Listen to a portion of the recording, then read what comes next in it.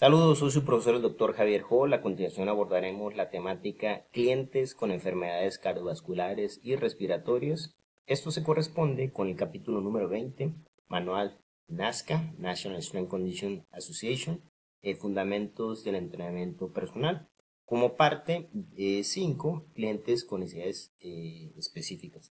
Básicamente es importante poder nosotros conocer la fisiopatología de las enfermedades cardiovasculares y de las enfermedades pulmonares obstructivas crónicas. Como elemento importante destacar que se necesita una autorización, una alta médica para poder trabajar de manera multidisciplinaria con este tipo de personas. Y es importante poder considerar también de que estas patologías forman parte de una incidencia, de una prevalencia, de una causa de muerte primaria o principal en muchos de los países occidentales. Es por eso que el profesional de la salud debe estar preparado para poder dar una atención de manera específica. Por otra parte, las enfermedades pulmonares obstructivas crónicas vienen a la alza en cuanto a la incidencia y es importante poder estar preparados para dar atención completa. Por otra parte, tenemos el antecedente de que en el capítulo 9, donde hacemos la consulta de evaluación del estado de salud del cliente, nosotros hacemos una estratificación, identificamos factores de riesgos y identificamos si es un cliente con riesgo bajo, moderado o alto. Es importante poder tomar esta circunstancia porque es una especie de continuum hacia lo que se viene a continuación. Tener buenas bases sobre esto dará también buenas bases posteriormente en cuanto al diseño. Pasamos a la primer patología, que es la hipertensión. Esta es conocida como la asesina silenciosa. Esta, en cuanto a su etiología, es multifactorial en el 90% de los casos y el 10% de los casos puede estar asociado a alguna enfermedad de manera concreta, como por ejemplo básicamente un cáncer, como un feocromocitoma en lo que viene siendo las glándulas suprarrenales, o alguna estenosis en alguna parte de los vasos sanguíneos, como una estenosis de la arteria renal, o algunas circunstancias de alza de algunas hormonas como tiroideas, como cortisol, como la aldosterona, y se tiene que tomar una primordial importancia en personas que tienen 35 años y tienen ya hipertensión. Se deberían de hacer exámenes a mayor profundidad para ver si hay una circunstancia patológica que pueda definir la etiología. Por otra parte, la hipertensión básicamente va a hacer que el corazón trabaje de una manera mucho más acelerada, debido a que existe una circunstancia de elasticidad, de complicación para poder que los diámetros de los vasos sean más, más anchos para poder pasar y el líquido sanguíneo y obviamente que el oxígeno y los nutrientes, y esto va a producir un mayor gasto cardíaco y esto va a producir en este caso que el corazón tenga que latir más para que la sangre perfunda en lo que viene siendo los tejidos. Al final de cuentas sabemos que los valores normales de tensión arterial son 120/90. Estos son la clasificación y tratamiento de presión arterial establecido por el manual. Hay 4 clasificaciones y la hipertensión va a estar clasificada arriba de 140 mililitros de mercurio en cuanto a la presión arterial sistólica, y la diastólica arriba de 90. Algunos de ellos requieren alguna modificación de estilo de vida en cuanto a que se fomente. Obviamente que estas son las personas que tienen una hipertensión normal. Posteriormente, la prehipertensión, la hipertensión 1 y la hipertensión estadio 2 básicamente va a ser asegurar esas condiciones, y dentro de las cuales está esa modificación del estilo de vida, está la actividad física. Por otra parte, dentro de los peldaños de tratamiento farmacológico, va a haber una consideración muy importante en el cual ellos van a, para poder bloquear ese esfuerzo del corazón, se van a utilizar algunos medicamentos, dentro de los cuales están los beta bloqueadores, dentro de los cuales están también la enzima convertidora de la angiotensina y algunos antagonistas del calcio. Pero estos medicamentos lo que van a hacer es que van a disminuir esa capacidad del corazón para poder latir y poder llevar de manera, se podría decir, más óptima la sangre al cuerpo. Básicamente lo que van a hacer, si nosotros queremos hacer ejercicio, van a disminuir esa frecuencia cardíaca. Y si nosotros queremos valorar el ejercicio, tomando en cuenta la intensidad, la frecuencia cardíaca, el monitoreo cardíaco no va a ser el óptimo. Y se van a requerir algunos otros elementos como la escala de esfuerzo percibido establecida por Borg, la cual va del 6 al 20, la original, o del 1 al 10, la adaptada para nosotros poder establecer la intensidad del ejercicio.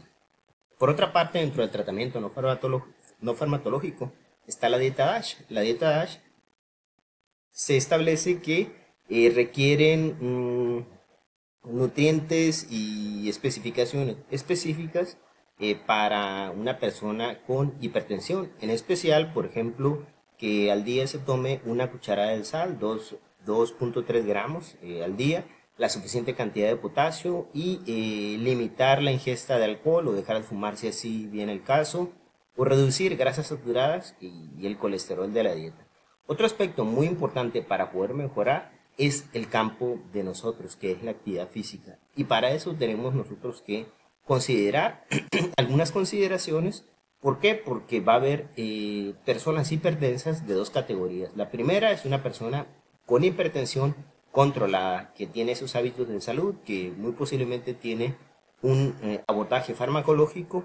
Entonces, en esas personas con hipertensión controlada se puede practicar ejercicio con pocas restricciones. Pero a las personas que no tienen que tienen una hipertensión no controlada, tendremos que nosotros considerar dentro de las pautas, dentro del diseño, algunas especificaciones concretas, ¿no? Dentro de los cuales está la intensidad. Se ha mencionado que tanto la tensión arterial sistólica y la diastólica van a mejorar con el ejercicio de fuerza y con el ejercicio aeróbico. En anteriores décadas se mencionaba que la fuerza complicaba esta enfermedad, o sin embargo ya se ha visto que se mejora tanto en la presión sistólica como en la presión diastólica en ambas modalidades. Vamos a poder describir estas pautas o este diseño tomando en cuenta tres preguntas específicas que National Strength Conditioning Association nos recomienda. Primero, ¿a qué intensidad debo entrenar para provocar la respuesta adecuada en una persona hipertensa? ¿Existe algún ejercicio contraindicado? Y por último, ¿qué ejercicios hay que seleccionar? Básicamente, en cuanto a la primera pregunta sobre la intensidad, tomamos en cuenta que existe una tabla de esfuerzo percibido para poder nosotros trabajar a un 40 a un 50% del V2 máximo. Básicamente son cargas bajas de capacidad aerobia, tomando en cuenta también que necesitamos una autorización médica. Dentro de las contraindicaciones, dijimos que el entrenamiento de fuerza es óptimo para poder trabajar, aun sin embargo, esas cargas tienen sus consideraciones específicas y se recomienda que no se realicen ejercicios en declinado donde compliquen ese retorno venoso o acciones que propicien una maniobra de Valsalva, una presión intratorácica que eleve la tensión arterial a rangos elevados. Bajo ese esquema, los ejercicios seguros van a depender de la modalidad, ya sea si es ejercicio aerobio, encontrar la modalidad o el ergómetro adecuado para la persona, y ejercicios seguros básicamente en máquinas que aborden grandes, se puede decir, grupos musculares. En ocasiones, la hipertensión se presenta de manera alterna con otras comorbilidades, las cuales se tienen que definir algún otro tipo de estrategias, ¿no? Como lo vienen siendo algunas artropatías, como lo viene siendo algún ictus o alguna enfermedad cerebrovascular, una distrofia muscular o alguna enfermedad de algún tipo de arterias de gran calibre en el cuerpo que nos vaya a limitar. Se tiene que considerar esos aspectos para poder abordar. Por otra parte, vemos, y lo hemos mencionado anteriormente, que la capacidad aerobia se recomienda realizar 3 a 7 días de ejercicio. Obviamente que se necesitan que completar 700 a 2000 calorías a la semana. Y se debe de comenzar en cuanto al volumen con 15 minutos e ir progresando hasta los 30 minutos, ¿no? Y después, con el tiempo, después de ciertas adaptaciones, pasar 30 a 60 minutos. La intensidad, como mencionamos anteriormente, no se recomienda. La frecuencia cardíaca se utiliza la escala de esfuerzo percibido en, en una circunstancia del 6 al 20, como es la original de Bohr, se establece que el 40 al 50% representa 8 a 10 de esa escala. Obviamente que para eso se necesita habituar al cliente, entrenar al cliente y poder conocer esas mediciones para llegar a ese acuerdo de poder identificar la percepción de esfuerzo por esos números. Obviamente que si esta persona realiza un acondicionamiento físico aerobio, pautado, correcto, adecuado para él, en 3 o 4 meses la persona podría llegar a tener una progresión más elevada hasta llegar al 85% del VO2 máximo, que representa 11 a 13% de la escala de esfuerzo percibido. En cuanto a la fuerza, el entrenamiento de fuerza, este tiene unas pautas también muy particulares en las cuales se trabaja tolerancia muscular, pero con repeticiones en cuanto al volumen de 16 a 20. Obviamente que la frecuencia de poder trabajar se necesita espaciar esos descansos de 48 a 72 horas, es decir, trabajar 2 a 3 días a la semana, posiblemente rutina del cuerpo completo, y que los ejercicios no tengan una intensidad al realizar una repetición máxima indirecta que no supere el 50 al 60% de una RM. Por otra parte, se recomienda que los espacios entre repetición y repetición sean aproximadamente de 2 a 3 minutos, que no exista una sobrecarga añadida y que realmente la persona con hipertensión vaya a realizar esos ejercicios con un descanso bien acentuado. Al final de cuentas, al igual que la capacidad aerobia, si la persona después de 4 a 6 meses de progresión lleva unas adaptaciones adecuadas, se pueden diseñar repeticiones de 8 a 12 acciones por ejercicio. Al final de cuentas, los objetivos para la persona o el cliente con hipertensión se pretende que mejore su VO2 máximo, que aumente su carga de trabajo, que obviamente que aumente su gasto calórico, que controle la presión arterial y que aumente también su resistencia muscular con estas dos actividades. Al final de cuentas, una persona con tensión arterial requiere de un instrumento, que es un estetoscopio y un baumanómetro. Es importante que nosotros como cliente, como parte de los servicios que se prestan a las personas con hipertensión, sepamos la manera adecuada o la metodología adecuada de poder identificar la hipertensión o la tensión arterial más que nada. Esto viene detallado en el capítulo número 11 de evaluación, donde se analizan los signos vitales, pero aquí a manera de recordatorio es importante tomar en cuenta que requiere que la persona esté descansada 5 minutos, sentada cómodamente, con apoyo en la espalda, que no cruce las piernas, que al final de cuentas sea el brazalete para su perímetro adecuado, que se lo coloque básicamente a 2.5 centímetros del pliegue del brazo. Y si conocemos ya la tensión arterial al haberlo tomado previamente, por ejemplo, una persona que su tensión arterial sea de 120, vamos a inflar lo que viene siendo el baumanómetro 20 milímetros de mercurio más, es decir, a 140. O si no lo conocemos, identificar el 160 como rango óptimo para poder inflar el baumanómetro. Por otra parte, tenemos que hacer esa deflexión de manera paulatina en 2 a 3 milímetros de mercurio por segundo. Tomamos en cuenta también que estas enfermedades vienen acompañadas o es como un continuo hacia lo que podría venir a continuación, ya sea un infarto de miocardio, un accidente cerebrovascular, una enfermedad vascular periférica. Todas estas tienen una fisiopatología en común, la cual vamos a establecer a continuación. Esta fisiopatología, al final de cuentas, lo que va a provocar es una oclusión. Y esa oclusión va a derivar principalmente de un exceso de grasas en el endotelio vascular. Al final de cuentas, ese exceso de grasas va a formar una placa y una inflamación. Esa inflamación va a generar colágeno alrededor y va a cubrir ese vaso, el cual tiene músculo liso para poder básicamente vasodilatar y construir de vasodilatación y vasoconstricción de la arteria para poder funcionar adecuadamente. Esto va a crecer y obviamente que ese crecimiento no va a dejar que fluya de manera adecuada la sangre. Las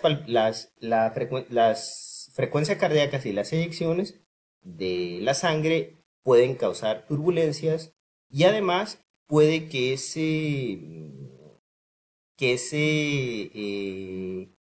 placa o ese depósito de colágeno, de grasa, se pueda desprender y pueda ir a un lugar mucho más alejado, como un vaso de menor calibre, ya sea en el corazón o ya sea en el cerebro, y poder en este caso ocasionar una oclusión de una manera más masiva en un punto distal. A final de cuentas, nosotros vemos que este depósito va a poder disminuir lo que viene siendo la perfusión de oxígeno, de sangre, por medio de nutrientes por medio de la sangre.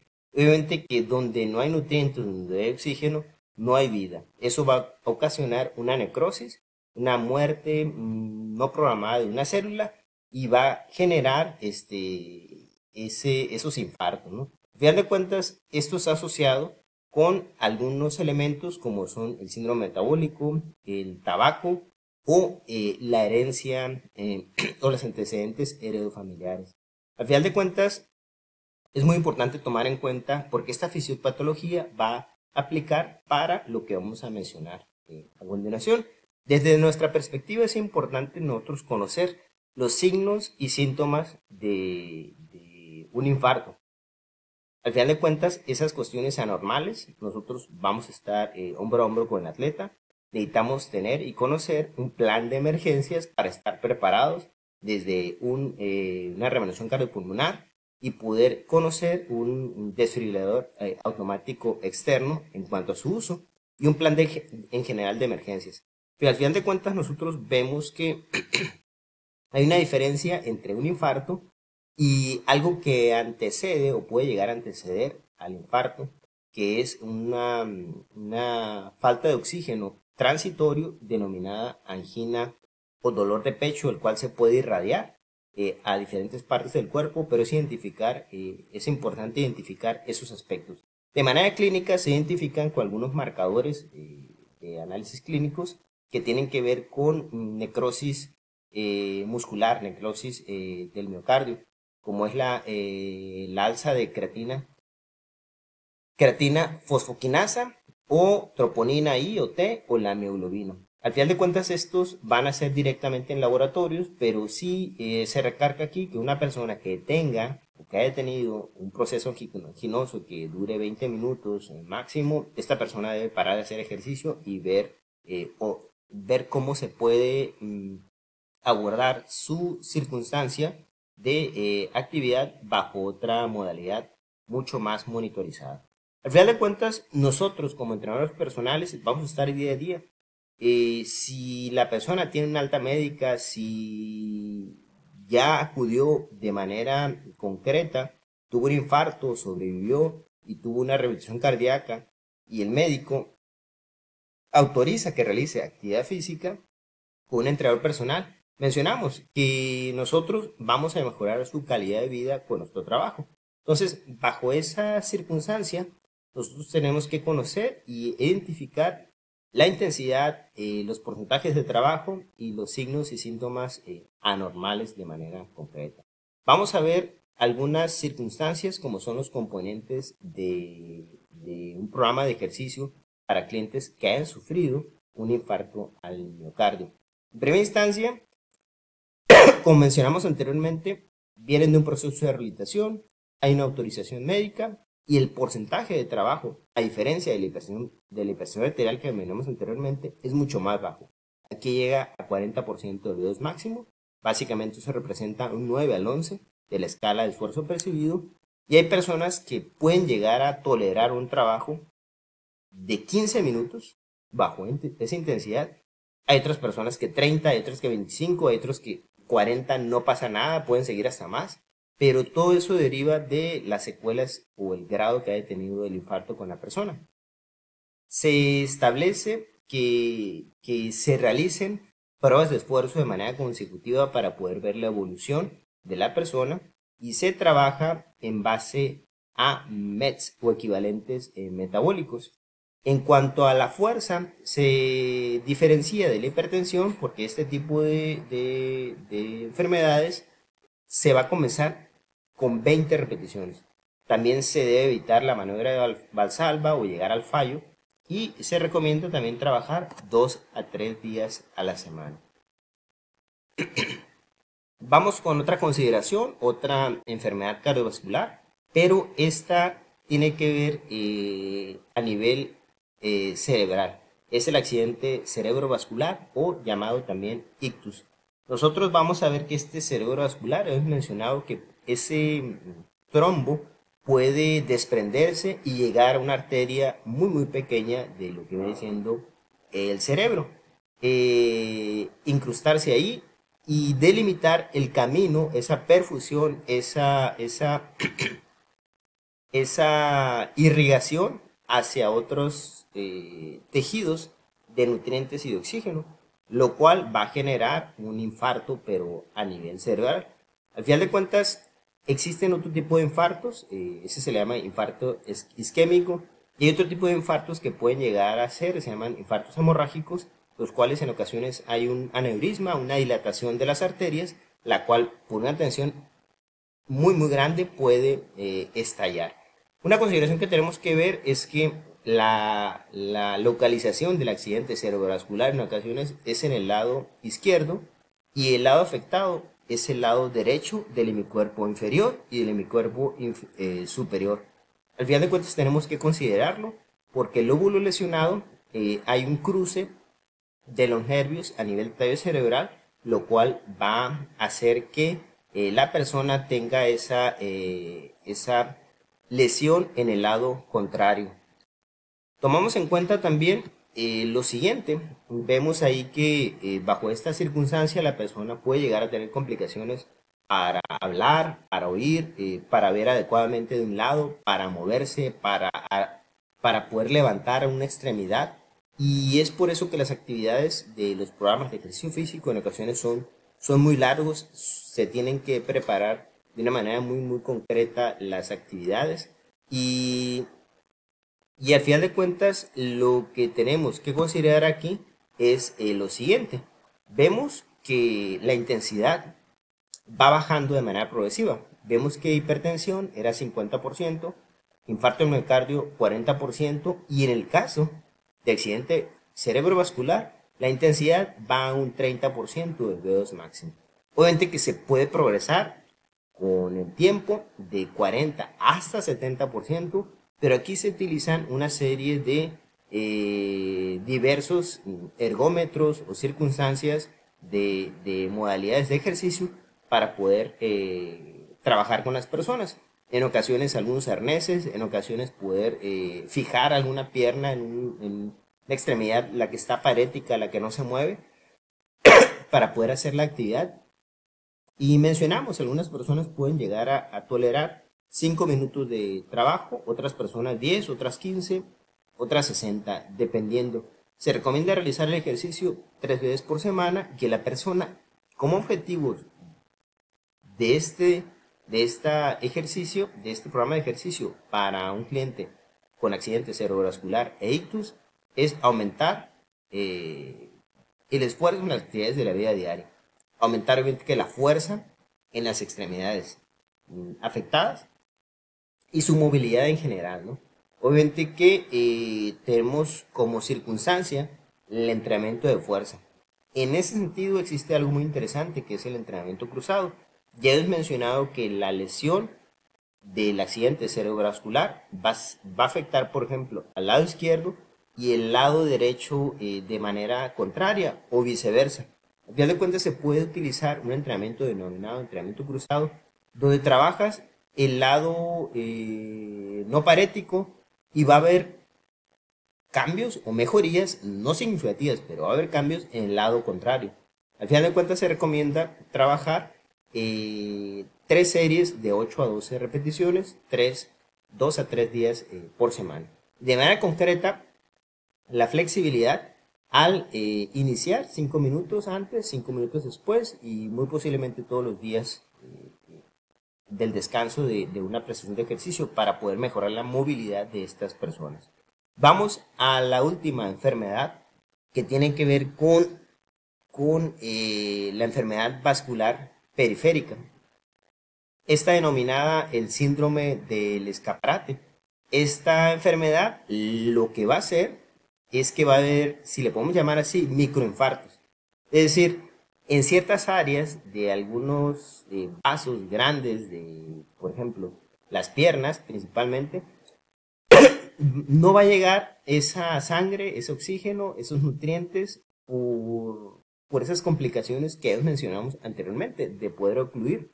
Entonces, con el tiempo va a alterar y va a generar esa isquemia y por lo tanto va a abordar una falta de oxígeno y esa falta de oxígeno con el tiempo se va a degenerar y va a propiciar que la persona tenga el siguiente síntoma, que una vez que camine va a sentir dolor, puede ser al minuto 2, al minuto 5 y básicamente esta persona va a tener que tratarse farmacológicamente al igual que los hipertensos, pero con medicamentos todavía más potentes, vasodilatadores para los hemisferios, como es la nitroglicerina.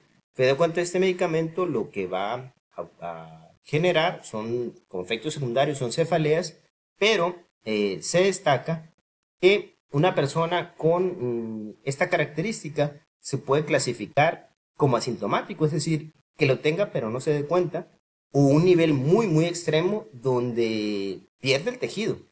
Al final de cuentas, todos estos esquemas o grados son clasificados por el médico y necesitamos esa autorización para poder trabajar con este tipo de poblaciones.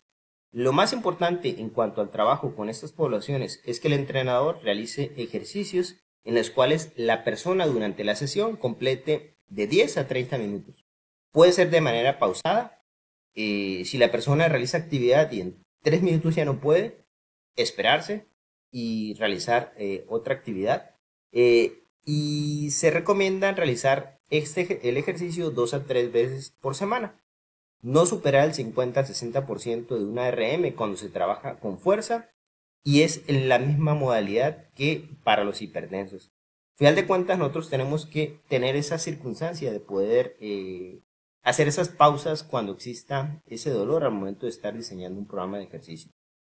Recalcamos como apartado final que es muy muy importante identificar la angina de pecho.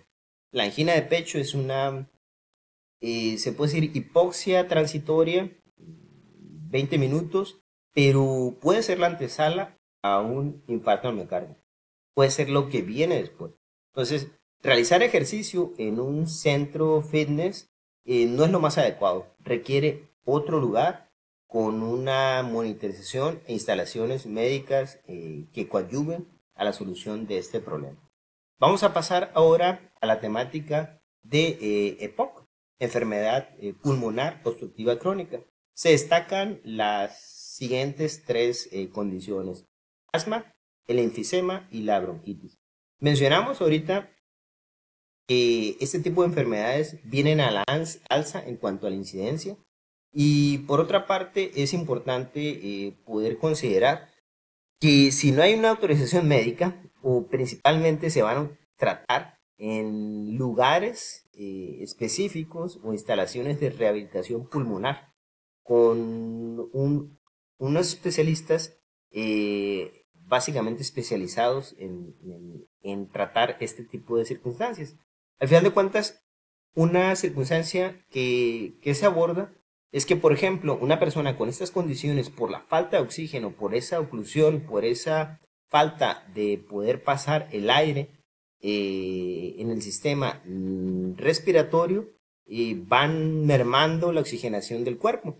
Se ha mencionado que estas personas, al morir, se les hace una autopsia, por ejemplo, una biopsia del vasto interno, y se identifica en ellos menos cantidad de fibras tipo 1, menos enzima succinato sintetasa para la oxidación, o menos enzimas oxidativas en general en el ciclo de Krebs. Al final de cuentas, ellos limitan un poco ese paso del oxígeno por el sistema respiratorio a partir de estas condiciones. La que se destaca aquí como más importante es el asma inducida por el ejercicio, que es una subcategoría del asma. Al final de cuentas se tiene que mencionar que esta inicia 5 a 20 minutos después de haber iniciado el ejercicio. Obviamente que una respiración sibilante, una tos, y es importante poder tomar esos broncodilatadores con manera de prevención 15 a 20 minutos antes. También se recomienda que el ejercicio sea en la mañana o media mañana. ¿Por qué? Porque los niveles de cortisol son los óptimos para poder trabajar ese tipo de acciones. Y la manera de poder identificar la intensidad es por medio de la escala de esfuerzos percibidos y también por medio de la escala de disnea. Se menciona que estas personas en ocasiones se complica que puedan llevar a cabo un programa de larga duración y en ocasiones las sesiones de ejercicio se pueden dividir en una o dos sesiones diarias se establece. Entonces, bajo ese esquema se resalta que no se entrenen en temperaturas extremas y repetimos, usar la escala de esfuerzo percibido en un 8 a 10, de la escala de Word del 6 al 20 y la escala de sensación de disnea. Agradecemos la oportunidad y quedamos al pendiente. Los mejores deseos.